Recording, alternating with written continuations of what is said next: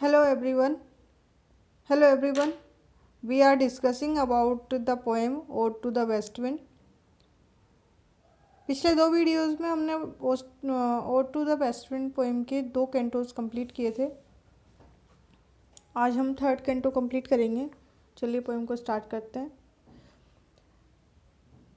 इस third canto में जो पोइट है वो वेस्ट विंड का सी के ऊपर इफ़ेक्ट बता रहा है कि सी के ऊपर उसका क्या इफ़ेक्ट होता है। तो जो कवि है वो भूमध्य सागर को जो मेडिटेरेनियन सी है उसको एक मनुष्य रूप में मानता है।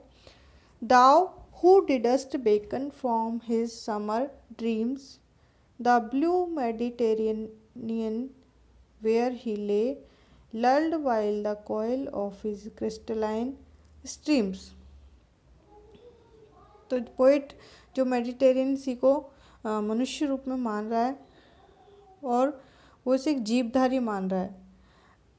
तो पोइट कहता है कि जो मेडिटेरियन सी है वो बहुत लंबे समय से पूरी गर्मियों सोता रहा है और स्वप्न ड्रीम्स देखता रहा है। तो जो वेस्ट विंड है वो आकर के उसे नींद से जगा देती है और उसके जो ड्रीम्स हैं उनको भंग कर देती है, उनको डिस्ट्रॉय कर देती है। Woken from his summer dream, west wind जगा देती है उसकी जो ग्रीष्म ऋतु में जो सो रहा था और सपने देख रहा था उसको सबको डिस्ट्रॉय कर देती है। The blue Mediterranean sea where he lay, जहाँ पर वो लेटा हुआ था। Lulled by the coil of his crystalline streams, तो गर्मी के ग्रीष्म जो सीजन में समुद्र में जो गिरने वाली नदियां हैं वो उन नदियों की जो आनंददायक आवाज़ है उससे अट्रैक्टेड होकर के समुद्र जो है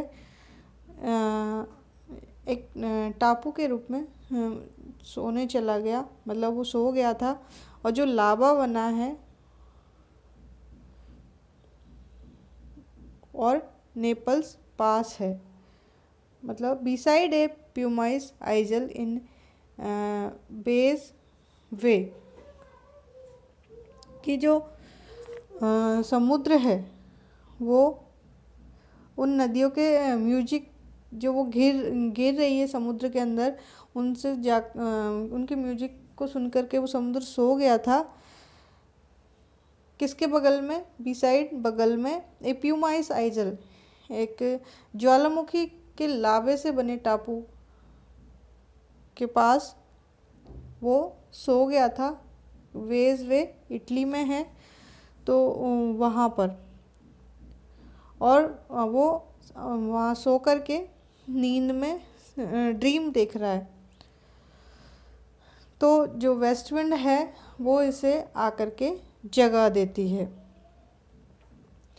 और वो नींद अपने सपने में क्या देख रहा था? एंड सा, और उसने अपने सपने में देखा इन स्लीप, नींद में, ओल्ड पैलेसेस एंड टावर्स, पुराने जो महल है और जो ऊंचे ऊंचे मीनारे हैं, टावर्स हैं, वो quivering within the waves intenser day, ये पुराने महल और ये ऊंची ऊंची मीनारे जो हैं वो काँप रहे हैं, क्विवरिंग काँप रहे हैं, with the waves intenser day, क्योंकि वो जो लहरें हैं, समुद्र की जो लहरें हैं वो तेज जो चमक है, बहुत तेज जो रोशनी है दिन की, उसके साथ वो काँप रहे हैं। All overgrown with azure, moss and flower, so sweet the sense faints picturing them, thou for whose path the Atlantic's level powers। और जो वो महल है और जो मीनारे हैं उनके ऊपर ये मॉस काई, समुद्री काई और फूल ओवरग्रोन हो गए हैं, उग आए हैं उनके ऊपर अब। और ये फूल और ये फ्लावर्स जो हैं सो स्वीट, बहुत ज़्यादा स्वीट है। द सेंस फेंट्स पिक्चरिंग देम, और जो सेंसेस हैं वो उनकी खुशबू से ही फेंट हो रही है। जो काई की खुशबू, फ्लावर्स की खुशबू जो उन महलों और टावर्स के ऊपर ओवरग्रोन वो उगाए हैं, उनकी खुशबू से ही जो सेंसेस है वो फेंट हो रही है। Thou for whose path the Atlantic level powers cleave themselves into chasms, कि जिसके रास्ते में जो एटलांटिक महासागर है वो जो वेस्ट विंड है वो एटलांटिक महासागर से होकर मतलब उसके ऊपर बहती है, तो उसका पानी बिल्कुल हिल जाता है, उसके पानी में हलचल मच जाती है जब वेस्ट विंड उसके अटलांटिक महासागर के पानी के ऊपर से गुजरती है। चारों ओर लहरें उठने लगती है और क्लीव देम इनटू चेज्म, और जो वेस्ट विंड है वो इनको क्लीव कर देती है, चीर देती है। क्लीव का मतलब चीरना, चेज्म का मतलब दरारें।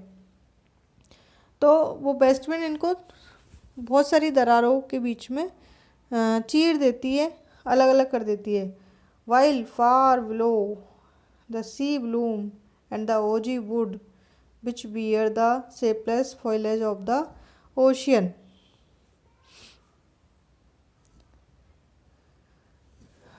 और जब वो वेस्ट विंड अटलांटिक महासागर को दरारों में चीर देती है,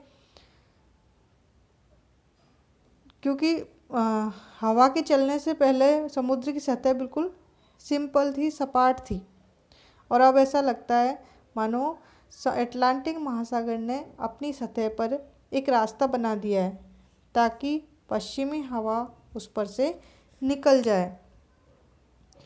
फार बिलो द सी ब्लूम्स, कि जो अटलांटिक महासागर के अंदर जो पेड़ पौधे हैं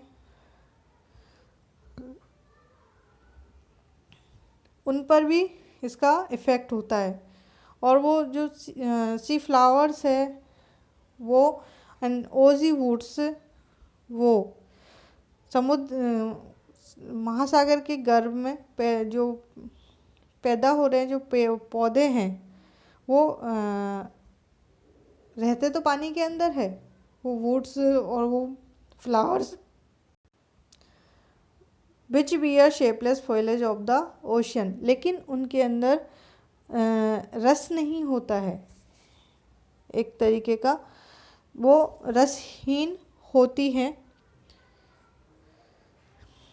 जब पश्चिमी हवा चलने लगती है तो इन जो पेड़ पौधे हैं इनको उनके उस हवा के आने की सूचना तुरंत लग जाती है, तो वो डर से कांपने लग जाते हैं और अपनी पत्तियों को तितर बितर कर देते हैं। No Dai boys and suddenly grow grey with fear, और वो तुम्हारी आवाज़ से ही डर जाते हैं और अचानक से डर के कारण कांपने लगते हैं। And tremble and spoil themselves, और वो इधर उधर बिखर जाते हैं। तो जिस प्रकार ऑटम के टाइम पेड़ पौधे अपनी पत्तियों को गिरा देते हैं, उसी प्रकार से समुद्र के अंदर, समुद्र के गर्भ में पत्ती जो पैदा होने वाले पौधे हैं वो भी अपनी पत्तियों को गिरा देते हैं। और जो वेस्ट विंड है वो उन पत्तियों को गिराने का संकेत है। पेड़ जो है वेस्ट विंड के डर से डरते हैं और वो अपने आप में ही उन पत्तियों को गिरा देते हैं। ओह हियर, तो तुम मेरी बात सुनो, तुम मेरी प्रार्थना को सुनो जो मैं तुमसे बोलना चाह रहा हूँ। इस प्रकार से ode to the western poem का ये 3rd कैंटो कंप्लीट होता है। 4th और 5th कैंटो हम नेक्स्ट वीडियो में कंप्लीट करेंगे। Thank you so much for watching this.